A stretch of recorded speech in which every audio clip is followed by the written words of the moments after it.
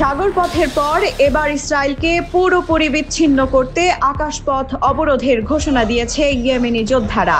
দেশটির প্রাণকেন্দ্রের সবচেয়ে গুরুত্বপূর্ণ বিমানবন্দরে মিসাইলের এক ভয়াবহ হামলার মাধ্যমে গোটা বিশ্বকে ইসরায়েল ভ্রমণের ব্যাপারে হুঁশিয়ারি দিয়েছে গোষ্ঠীটি।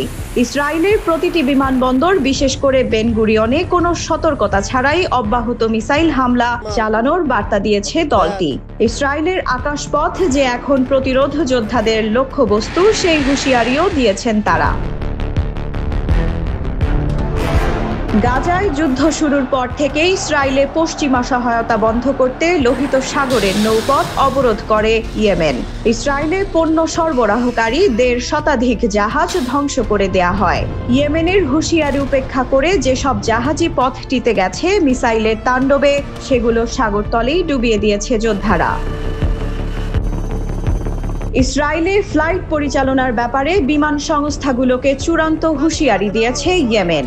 আর এমন বার্তার পর ইসরায়েলে ফ্লাইট পরিচালনার সামরিক বন্ধের কথা জানিয়েছে Lufthansa, delta, ITA Airways, air Europa, Swiss Austrian airlines, Brussels airlines, air India, air ফ্রান্সের মতো বেশিরভাগ আন্তর্জাতিক সংস্থাগুলো। বেন গুরিয়ন বিমানবন্দরে ইয়েমেনি প্রতিরোধ দলের হামলা গোটা ইসরায়েলকেই ধসিয়ে দিতে পারে। নিরাপত্তার শঙ্কায় গাজায় যুদ্ধ শুরুর পর থেকেই ইসরায়েলগামী জাহাজগুলোর অনিশ্চিত যাত্রাপথ দেশটির অর্থনীতিতে বড় ধস নামিয়েছে।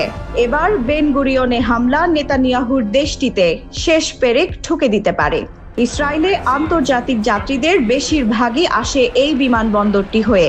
অস্ত্র ও রসদ সরবরাহের জন্য বেন গুরিয়ন মহা গুরুত্বপূর্ণ। তবে ইয়েমেনের মিসাইল হামলা দেশটির আকাশপথকেও এখন অবাঞ্ছিত করে তুলেছে। ইয়েমেনের সতর্কতা যে শুধু মুখেই থেমে থাকবে না, তা রোববারের হামলায় স্পষ্ট হয়ে গেছে। ইয়েমেনের হামলা ঠেকাতে না পারা ইসরায়েল ও মার্কিন প্রতিরক্ষা ব্যবস্থার উপর আর ভরসা করতে পারছে না কেউ। দেশের সবচেয়ে সুরক্ষিত নিরাপত্তায় ঢাকা বিমানবন্দরটি প্রতিরোধ যোদ্ধাদের হামলায় এখন কার্যত অচল। ইসরায়েলের সর্বোচ্চ প্রতিরক্ষা ভেঙে গুড়িয়ে দেয়া ইয়েমেনের প্রতিরোধ দলটির কাছে রয়েছে হাইপারসনিক মিসাইলের স্টেলথ প্রযুক্তি।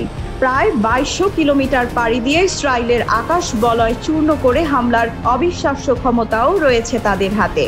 আর তাই নেতানিয়াহুর দেশকে ত্যাগ করতে বিশ্বকে চূড়ান্ত বার্তা দিয়ে ইয়েমেনের প্রতিরোধ দল বলছে, ইসরায়েলের কোনো অংশই আর নিরাপদ নয়।